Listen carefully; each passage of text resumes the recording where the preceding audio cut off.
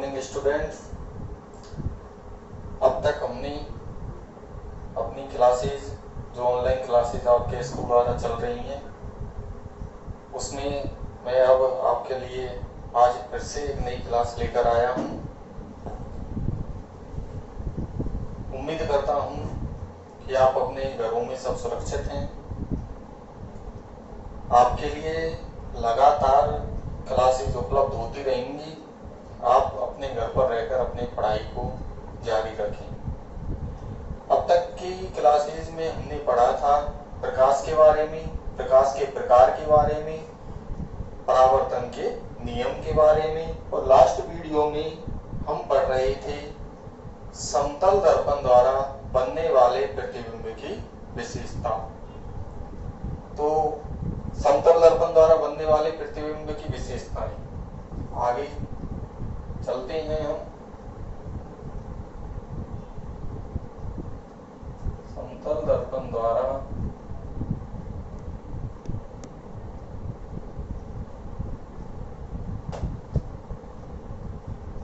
बनने वाले प्रतिबिंब की विशेषता।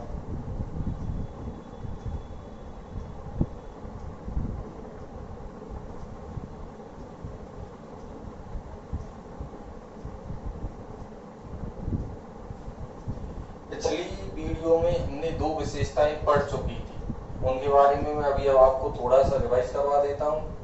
पहली विशेषता हमने पढ़ी थी कि वस्तु का आकार और प्रतिबिंब का आकार दोनों बराबर होते हैं। मैंने आपको बताया था जितने आकार की वस्तु होगी उतने ही आकार का हमें प्रतिबिंब दिखाई देगा। उसके बाद दूसरी विशेषता हमने पढ़ी थी कि वस्तु बिंब से जितनी दूरी पर स्थित होगी उतनी ही दूरी पर प्रतिबिंब स्थित होगा। बताया था दर्पण से यदि 10 सेंटीमीटर की दूरी पर वस्तु स्थित है तो दर्पण के पीछे 10 सेंटीमीटर दूरी पर ही उसका प्रतिबिंब दिखाई देगा।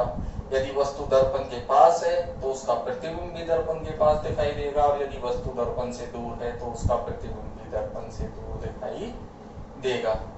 ये दो विशेषताएं हमने अब तक पढ़ी थी। आपकी बुक में, आपके सिलेबस में समतल दर्पण द्वारा बनने वाले प्रतिबिंब की 4 विशेषताएं देके रखी हैं।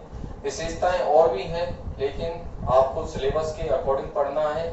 हम यहाँ सिर्फ 4 विशेषताओं को मेंशन करेंगे, 4 विशेषताओं को ही पढ़ेंगे।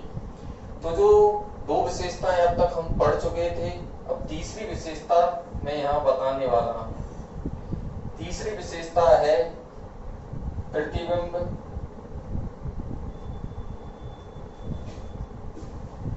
सदैव सीधा व आभासी बनता है। प्रतिबिंब हमेशा कैसा होगा? सीधा व आभासी। अब पहले भी बताया था डेली यूज में जो हम दर्पण यूज में लेते हैं वह मैक्सिमम समतल दर्पण होता है। तो जो प्रतिबिंब है वो हमेशा सीधा व आभासी बनता है। आपने भी देखा होगा जब आप दर्पण में अपना चेहरा देखते हैं तो प्रतिबिंब कैसा दिखाई देता है? सीधा दिखता है, उल्टा दिखता है?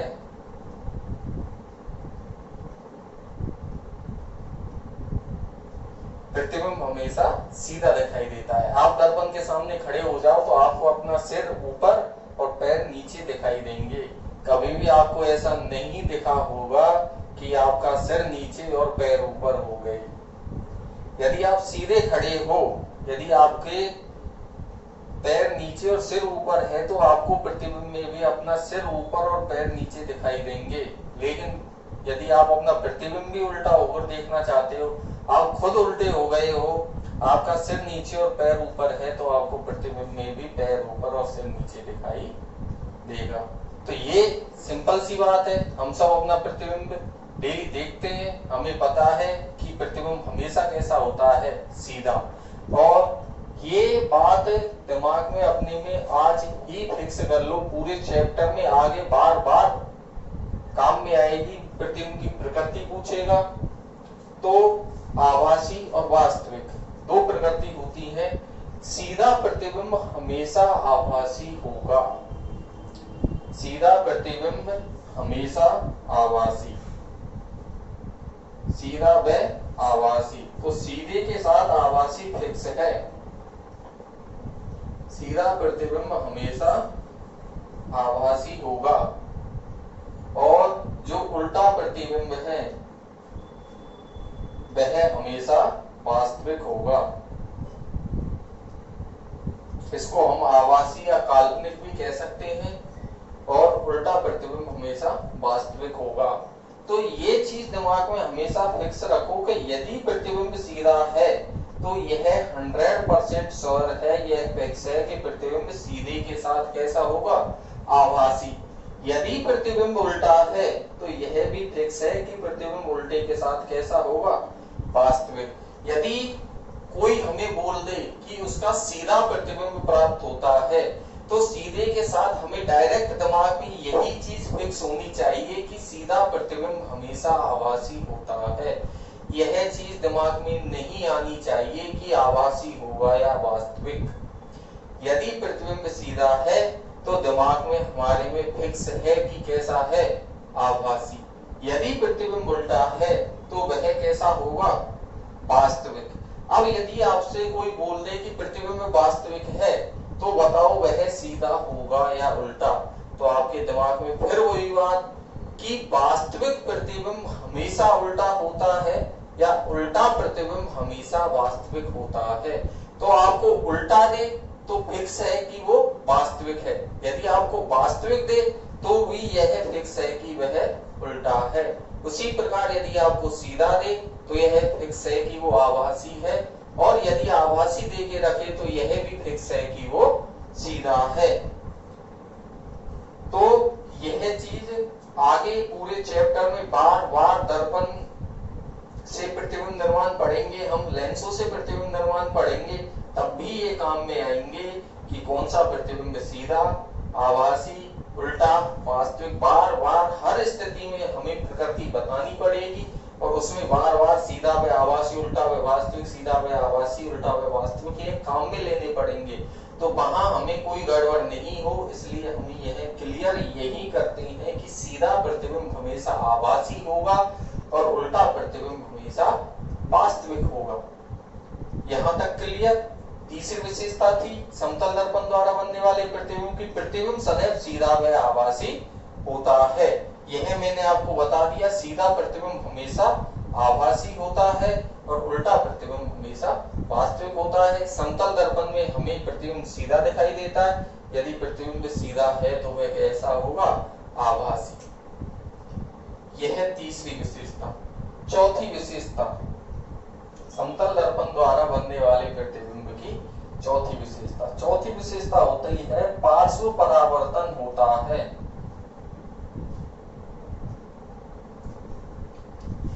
चौथी विशेषता क्या है, पार्श्व परावर्तन होता है।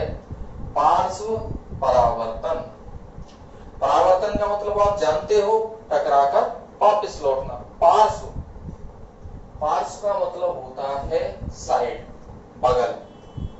पार्श्व का मतलब क्या होता है, साइड, साइड, बगल। तो बगल का परावर्तन दिखाई देता है। इसका मतलब वस्तु का दायां भाग प्रतिबिंब का बायां भाग, वस्तु का बायां भाग प्रतिबिंब का दायां भाग दिखाई देता है, तो उसे हम पार्श्व परावर्तन कहते हैं। जैसे कि बहुत से बच्चे इसका ठीक से मतलब नहीं समझ पाते, वो सोचते हैं कि वस्तु का दायां भाग प्रतिबिंब का बायां भाग बन जाता है।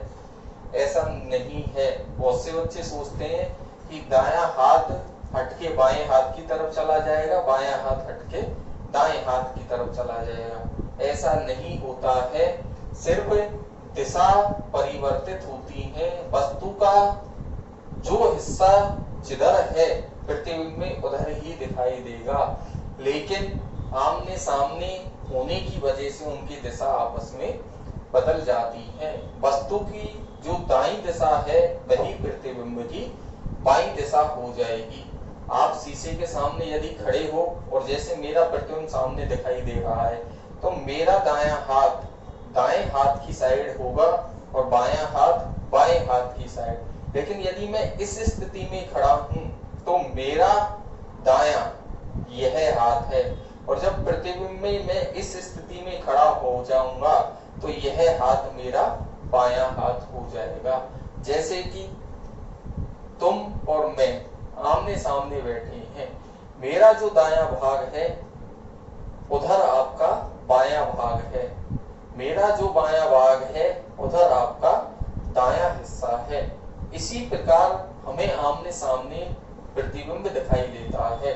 तो मेरा दायां भाग आपका बायां भाग, मेरा बायां भाग आपका दायां भाग। यदि यहाँ हम एक दूसरे की तुलना बिंब व प्रतिबिंब से करें, मान लो मैं बिंब हूं, आप प्रतिबिंब हैं, तो मेरा दायां भाग आप यदि प्रतिबिंब है तो आपके इधर की जो साइड है वो बाएं भाग होगा। तो वस्तु का दायां भाग प्रतिबिंब का बायां भाग हो गया और वस्तु का बायां भाग प्रतिबिंब का दायां भाग हो गया। इसे कहते हैं पार्श्व परावर्तन। वस्तु का बायां भाग प्रतिबिंब का दायां भाग, वस्तु का दायां भाग प्रतिबिंब का बायां भाग दिखाई देता है, तो उसे हम पार्श्व परावर्तन कहते हैं। कोई प्रॉब्लम? जैसे कि ये समतल दर्पण, यह P, यह इसमें ऐसे दिखाई देगा, तो यह क्या है?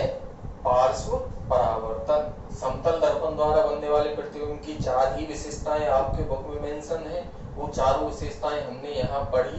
पहली विशेषता बताया था आपको, वस्तु का आकार और प्रतिबिंब का आकार सदैव बराबर होते हैं। जितनी बड़ी वस्तु होगी उतना ही बड़ा प्रतिबिंब दिखाई देगा।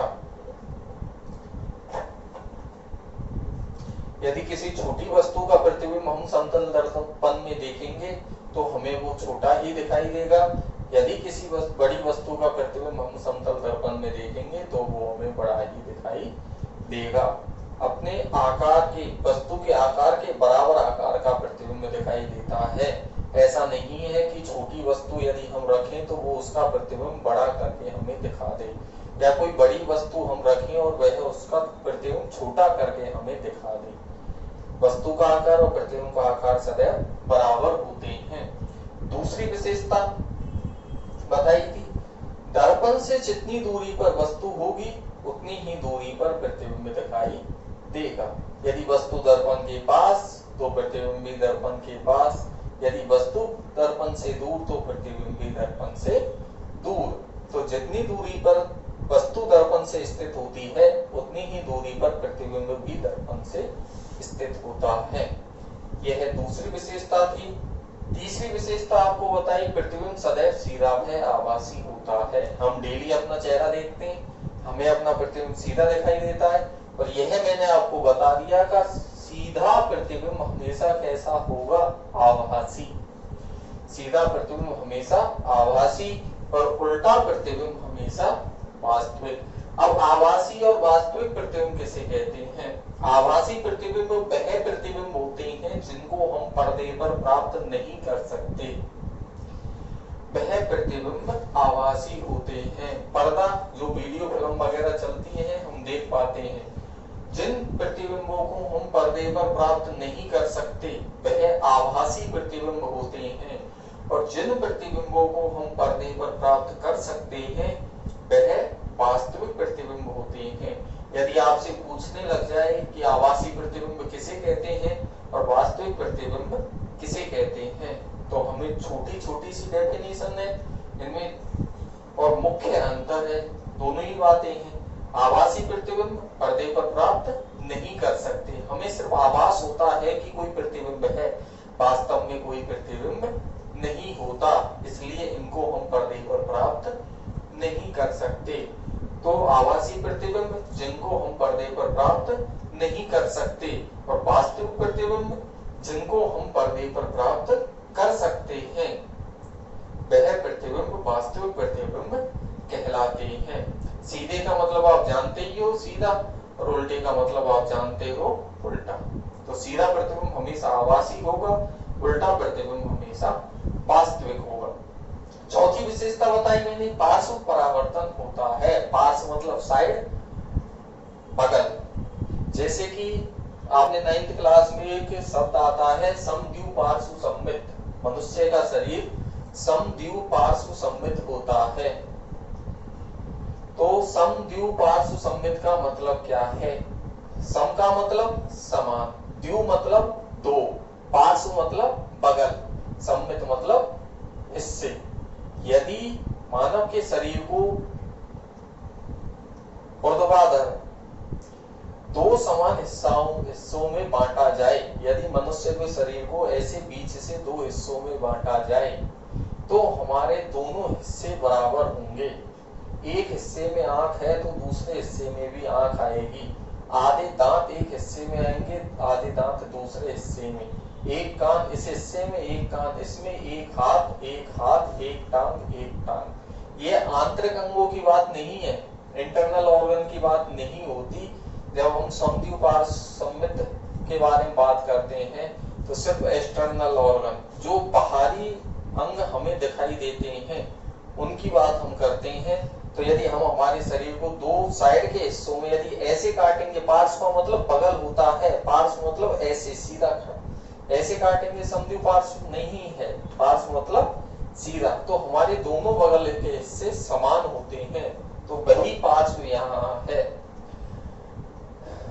तो पार्श्व परावर्तन होता है, इसका मतलब बगल साइड में परावर्तन होता है। वस्तु का दायां भाग प्रतिबिंब का बायां भाग, और वस्तु का बायां भाग प्रतिबिंब का दायां भाग दिखाई देता है। तो यह समतल दर्पण द्वारा बनने वाले प्रतिबिंब की विशेषताएं। उम्मीद करता हूं आप सबको समझ में आई होंगी। यदि फिर भी कोई प्रॉब्लम है तो आप वीडियो में कमेंट कर सकते हैं या फिर मुझे कांटेक्ट कर सकते हैं। इससे आगे अब हम चलते हैं। अब हम पढ़ेंगे समतल दर्पण द्वारा प्रतिबिंब निर्माण। अगली जो चीज पढ़ेंगे वो है समतल दर्पण द्वारा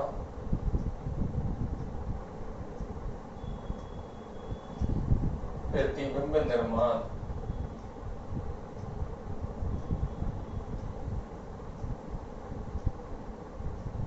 समतल दर्पण में प्रतिबिंब निर्माण कैसे होता है, ये हम रेखा चित्र के द्वारा दर्शाएंगे। यहाँ किरण आरेख के द्वारा कि समतल दर्पण में किरणों के द्वारा हमें आरेख बनाना है कि समतल दर्पण में प्रतिबिंब निर्माण कैसे होता है। तो देखो, यह है कोई समतल दर्पण, यह कैसा दर्पण? समतल दर्पण। यह है कोई नेत्र स्रोत, यह प्रकाश किरणें आई और समतल दर्पण पर आपतित हुई। मैंने आपको बताया था परावर्तन के नियम, किरण जिस कोण पर आएगी उसी कोण पर जाएगी। आपतन कोण और परावर्तन कोण सदैव बराबर होते हैं। यह प्रकाश की किरण आई, परावर्तक पृष्ठ से टकराकर वापस लौट गई। लेकिन अभी हमने तीसरी विशेषता पढ़ी थी समतल दर्पण द्वारा प्रतिबिंब निर्माण की, कि प्रतिबिंब सदैव सीधा व आभासी होता है। तो आभासी प्रतिबिंब का मतलब है हमें आभास होगा। तो ये किरणें हमें दर्पण के पीछे मिलती हुई प्रतीत होंगी। यह वस्तु का आकार और यह प्रतिबिंब का आकार। तो ये किरणें हकीकत वास्तविक में तो यहाँ से टकराकर परावर्तित हो गई, लेकिन हमें यह दर्पण के पीछे की ओर मिलती हुई प्रतीत होंगी। तो अगली जो चीज ध्यान रखने योग्य है वो है कि वस्तु का आकार और प्रतिबिंब का आकार बराबर होता है। तो देखिए, जितनी बड़ी वस्तु उतना ही बड़ा प्रतिबिंब दिखाई देगा। इनको आप बिंदुओं को नामांकित कर सकते हैं, जो भी आप जैसे भी चाहें। मान लो यहाँ P Q, यहाँ P डैश, Q डैश, यहाँ O, O डैश, यहाँ R, R डैश, यहाँ M, यह बिंदु और यह N। ऐसे नामांकित हम इनको कर सकते हैं। ध्यान रखना, यह वस्तु से प्रकाश की किरणें गई, समतल सतह पर टकराकर परावर्तित हो गई, लेकिन प्रतिबिंब आभासी होता है तो हमें यह किरणें दर्पण के पीछे मिलती हुई प्रतीत होती हैं। यह लाइनें डॉट डॉट करके दर्शाई गई हैं। इसका मतलब है कि यह वास्तविक नहीं है, यह हमें प्रतीत हो रही है। वास्तविक किरणें हमने पूरी रेखा से दर्शाई हैं, लेकिन जो आभासी किरणें हैं वह डॉट डॉट द्वारा दर्शाई गई हैं और दर्पण के पीछे प्रतिबिंब बनता है। तो यह है समतल दर्पण द्वारा प्रतिबिंब निर्माण। एक ही स्थिति है इसके अंदर जो हमें यह याद रखनी है। इससे आगे हम दर्पणों के बारे में अगली क्लास में पढ़ेंगे। धन्यवाद।